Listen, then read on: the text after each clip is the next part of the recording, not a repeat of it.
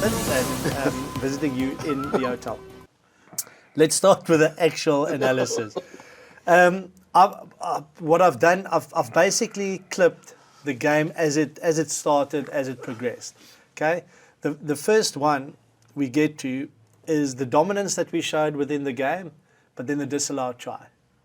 So great play by the Boks. Yeah. No return on the scrum. We got penalty advantage. Penalty advantage. Yeah. Perfect option. Beautiful. Great execution. Amazing work by Jordie Barrett. Yeah. I mean, Boks, when we get scrum advantage, I mean, it's almost like 9 out of 10 times we go score. What I loved about us on the weekend, take nothing away from Jordie Barrett, the highlight is how we kicked in shape. Yeah. After the reward from winning the aerial battle, we kicked in shape. And by kicking in shape, it's the best way to have numbers floating on the ball. Such an amazing option. But how's that work rate from Jordie Barrett? We see it in the second half. Grant Williams, Will Jordan scores that 9 out of 10 times. Yeah. He grabs him. JDV, just a quick one. Also, the way we started the game. Yeah. We went to that midfield bomb. Yeah. Fassi gets it back. All of a sudden, we're on the attack. We've got them under pressure. So I think the mindset was a little bit different. The traditional way Boks would kick right, wait them box kick, put pressure, attack from the line out. The fact that we kicked short took them, won the aerial battle, and we got into a general play, and guys got their hands on the ball, also helped quite a lot. But also just to compare the first test match versus this one, the first test match we were under the pump from the very first second of the game. Yeah. 14-0 down very quickly. This time around, we had the dominance, we had the territory dominance and possession, but we weren't able, again, 11 minutes on the clock already, we'll get to 12 minutes. We get the disallowed try, we then kick it out, we don't get a return, and now again here, again here, great attack, Good Damian. but don't get the return. But big change for me in our mindset. It was how flat we are. Look at the change in the 22 on the gain line. On the gain line. Kobus Reinach again, look at the next carry. Flat on the gain line. Short pass, no chance for the defence to come up. Onto the gain line, RG Snyman over, gets picked up for a little knock-on by Kobus Reinach. But how dynamic we were at the ruck is completely different to the previous 2 weeks, where we were like one pass to the pod, almost back to 2019. How dynamic we were here is almost like, you don't want to compare us to France, but how France goes about it in the 22. Like stay on top of it, all 15, flood through the gates, try and stop us if we can. And we had so much physical dominance into this game that the All Blacks eventually just, like people say they gave up. They didn't give up. They just ran out of puff. Yeah. The urgency at the breakdown was on quick ball, Sasha can take the ball flat, Willemse can come in. But as soon as they saw the lights come on, as soon as that free kick was given, who's up there taking, say, give me the ball. Damian Willemse, get a little bit of meters, good placement, then it's action on action there. Again, we were completely dominant here. Obviously, this knock-on here called. But then, I thought, okay, cool. We're doing the right things, we're asking the right questions, and everybody wants the ball. And it's a correct call as well, so let's just be very clear about that. Yeah. The concern we felt within in the studio at that stage was we've got this dominance. Yeah. We're not able to get points on the board. New Zealand will probably get the ball once and score a try from it. And that is exactly what happened. We only see the last part of this, but side to side to side to side to eventually score it. Good, again, great defense in the edges, but we just ran out of numbers eventually. I mean, this is their plan, I think, was to go coast to coast. And skill execution off the charts. Beautiful try on debut, Carter gets in. But that started from their own 10-yard. How deep they started playing it was a short arm from a scrum. And this is the only time it worked against us. There's opportunities for them to unlock us later in the game. But by that stage, they were run off their feet. Skill execution wasn't, and decision-making wasn't good. They kicked a lot in the second half to us as well. But that was a byproduct from being absolutely, pushed back into your own half, and they started feeling scoreboard pressure. And that's why, for me, just after halftime, that second try we scored was off the charts important for us. This is you look at the Razor blueprint, this is probably it. You could hear them before the game talking about how they want to play with tempo. There's a feel there that they can outrun you. They almost match us at set piece and can outskill us. That's their whole. But the reality is then you got to match us at set piece, and they didn't manage to do that. But there's so many other things. Like I still don't get the kicking. Yeah. Scala, I don't understand how Will Jordan, Damian McKenzie, these guys cannot get up in the air and field a high ball. Like, I mean, if I've got with them, I don't think they've got such a clear, dedicated shape as us. Like, if we play with Tony Ball, as we name it now, like, our shape's quite clearly identified. Like the 3 or 4 or 9, depends if that fourth guy's there. The 2 of 10, and this weekend we played the direct options more often than not. With them, yes, their pot of 9 is sort of identified, but post that, it's all a little bit lateral. No one's got a clear job of how to create it. They've got their forwards roaming in the trams, and that's all good and well until you get cut off. If you get cut off, then they sort of disjointed midfield ruck. Where do they go to? And they've got to return to the boot, unfortunately. So, the Boks was supreme. So another example, just of how they were able to get under our skin a little bit, which we saw in the first Test match. And even though our rucks were far better in this game, there were elements of sloppiness. And again, there we see. Was there a hand in there? Yeah, there was. There was a hand in there. Bowden Barrett. Yeah. So the point I'm trying to make is that up until this stage, we were playing well. We were playing the kind of rugby that we wanted them to play, but we weren't seeing it. And you'll just see So Bowden Barrett's strap wrist. Just strap wrist there, holds on to the ball, and there. Gets the knock on. So I mean, if the referee picks that up, that's professional. That's cynical. Foul. That's a cynical. yellow. Yeah. But where's the TMO then? Yeah, but well, Where's it the happened, TMO? and it's Well, just before that, taking account, he came in board for the knock on. Yeah. And Where's the TMO? Yeah. But decisions like that could potentially have a massive influence eventually in the game. Yeah. Okay? They didn't spot that. And it felt in a way as if the game was at a tipping point where we didn't get return on our attack. We didn't get return on the amount of possession and territory we had. And then also they were getting under our skin. Kobus Reinach's second knock on there at the rack, Tupovai, laughing, clapping at him, and you could see the emotions getting the better of them. But it didn't happen, and we stayed calm. Was that, in a way, the difference between last week and this week? Yeah, look, first of all, I think that the reason why there's so much talking to the ref in the beginning, it was a continuation from last week. Because what happens is, I think you get the feeling that players lose a trust in the ref, saying maybe the same thing's happening. There's a knock on there, but there's a knock on against other. What's happening? Is it up against us? Whatever. That's why Amashikeli came in and had a chat towards it and saying, guys, there's too much chat there. But I thought originally you start thinking, okay, somewhere along the line, New Zealand are going to attack. We can't squander so many opportunities. They're going to get a chance, and eventually they'll score. And that's what happened when they got that try, that coast-to-coast try. So you start thinking to yourself, okay, we've got so many chances. Somewhere it needs to tick over and convert. But again, Scala, we're ticking all the boxes. So that was our comfort, is where the game was getting played. It's different if we were pinned in our own half, and then the kicking game was so dominant.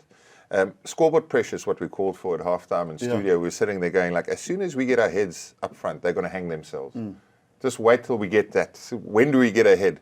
Do we take the points? Because, we're also a little bit, shell-shocked after last week's line-out performance. Then we kick our first line-out out. Poor execution on the lift that goes over the top. We squander our first opportunity. You think, are we watching a replay of the first Test match?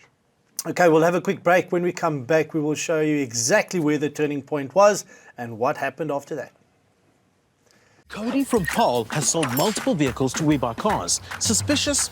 I think so. Is that a crime? No. Where are you getting the cars? I buy them and I sell them at the spot like a normal person. Okay. No, man, I'm just an accounting student. I know a good deal when I see one. That's Excel meant. What's more stressful, tax season or selling a car at We Buy Cars?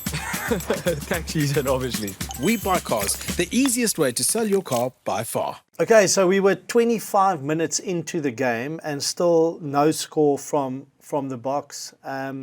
But then this happened, and so many times we've seen the influence of an intercept and the change that gets created because of it.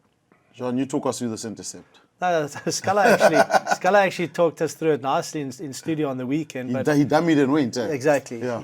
It is almost like a classical touches or sevens move where you actually dummy Billy Proctor, the ball carrier. You jink towards him and then he stands his ground. And Billy Proctor is one of those, we've all done them in the touches game, where you let them go and you realise, I should have held on to it. And look where Cheslin comes from, closing in, jinks inside. And people often now go, you can't intercept with one hand. You know, Yeah. if he knocks that on, they give him a yellow card. You go Yeah. with the one hand, it sits in your hand. But It's also, I big. think the thing is, it is taking it up and also getting his body, getting his body close and turning it so that it goes up. But Perfect. that little jink is Perfect. spectacular, and that's a little subtlety you take for granted. And also, it's only Cheslin. He's such a good defender. Hard to read those situations. Does he just rush and try and get ball in man? He would have been too late. Yeah. And plays with the defender, gets the intercept. Similar to what year did he do it for us? 2018, yeah. Because the thing is In the also, context of the game, this was so important. Because Yeah. we'd done so much to dominate with no reward. because if you, I just want to get to that. He takes away so many of the options. Yeah. So he takes away, and I can't get to the piece now, but like he takes away the option for the kick for 10 Yeah. because he's staying back. So 10 makes the pass. As soon as he makes the pass, he comes up and again fills that last number in the line. And then even though there's a two-man overlap, he goes for that option. He's seen that picture before, exactly the same as in 2018, makes the perfect read, gets the interception. So again, it is a skill that comes with time, and he has now shown that he can get it Experience, right. yeah. If they get the pass away, it's a try. It's Yeah. so it's a 14-point swing. Also, like an area where I think we were better. Like we mentioned it last week, we had that sort of stagger in our defence, or that sort of pause. Check, that yeah. check, where we forgot our DNA is to defend the ball. Yeah. Doesn't matter if they've got 4 or 5 numbers out wide. You can highlight those numbers, but you still got to try and get the ball there. Yeah, you And gotta this go. weekend, special mention to Kane and Moody in defence at number 13. Cut the wide options. He cut the wide options down, and then it frees up a play like Cheslin to sort of come into his own, whether he's going for the intercept or Yeah. going for the man and ball hit.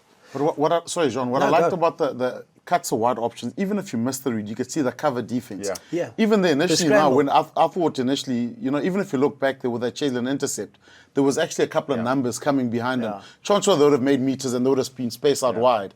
But at least there was someone there to actually cover. Say, listen here, make your call, buddy, but we'll back you if you miss it. Yeah, no, again, good decision making. I thought we were really good, and you've already touched on the skulk, is staying on top of it. And this is just an example where, the dynamic rack, the offload, just was good play. the intent was just so much better. And that guy, Jasper, Wiese, his carries was phenomenal. He was Were so good. phenomenal. And if you take into account, he hasn't played for 6 weeks, has he?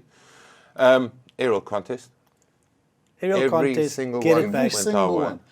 And it's, But also, look who's over the ball. It's Sia over the ball, looking after it. I mean, But Damian, keeping Yeah. it dynamic, Yeah. play it, make a couple of meters. people so often forget about Damian. He's had an injury ravaged season, but he's done this at fly for the Boks. He's done it at fullback. We've all had the inkling that I think 12 is his best position. Yeah. How good was Ethan Hooker? Check But look, there. just Every look- battle. Every battle we won. The gain line was ours for the taking. I love the fact, Ergie Snowman, we said This was excellent. post contact's his strongest suit, but how we keep the ball Offload. alive. And often when you start offloading from the ground, you think, Offload. a lot of coaches think, well, that's where you get loose.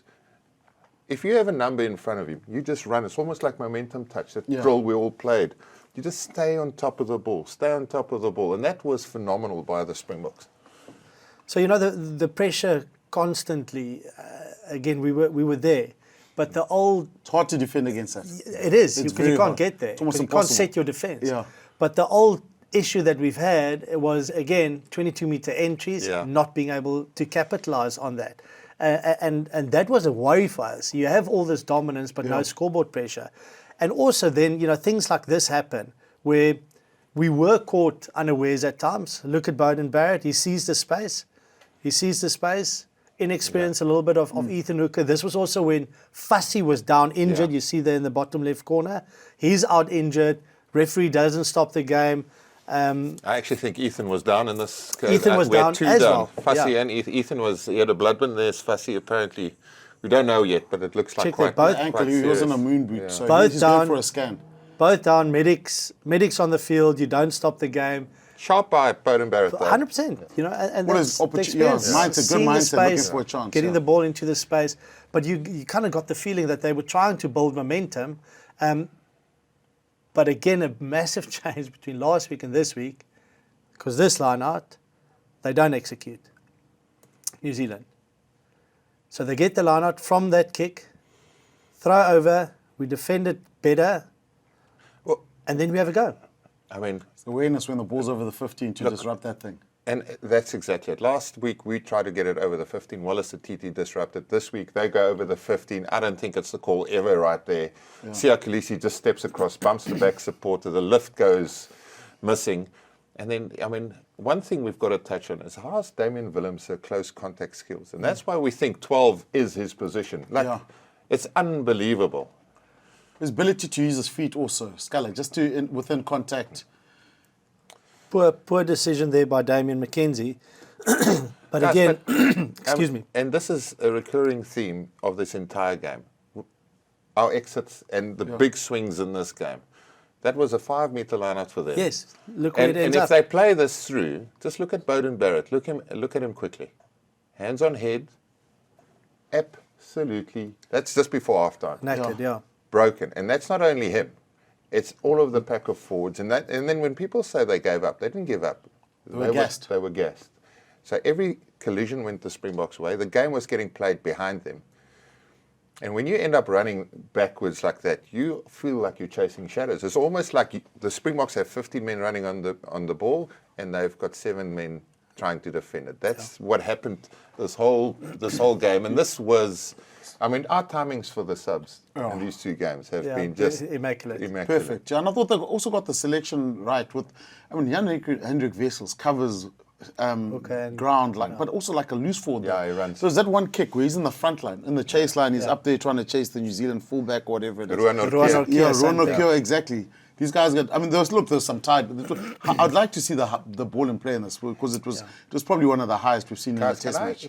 Like, if you look at our team setup, I don't think it's a fluke that we won the aerial battle. If you think what players were on the field, Apelele Fassi, Hooker, Cheslin Kolbe, Damian Willemse, Kane one of them good in the air. Kane and Moody. And, you know, like our first kickoff sort of sums up our intention. Down the middle. Fassi wins it back. They kicked deep left the entire game. And Jasper was great. To Jasper carrying it up. Ethan Hooker against Carter McKenzie. Now, in 2015, we played a semi-final against them. We won the first 4, Brian Abana versus Nehe Molnaskada. They swapped them. And they swapped him with Smith. Yeah. He didn't miss another one. Like, Will Jordan is their best player in there. Why doesn't he swap? Why isn't there, or kick it to the right? You know, try and change the narrative. I actually saw Molnaskada and he told me that. He said Habana was all over him. Yeah. Until they said, listen, Ben you Smith, go fullback. Cheers, swap that around. It's what's needed in the moment. And he didn't miss a single one.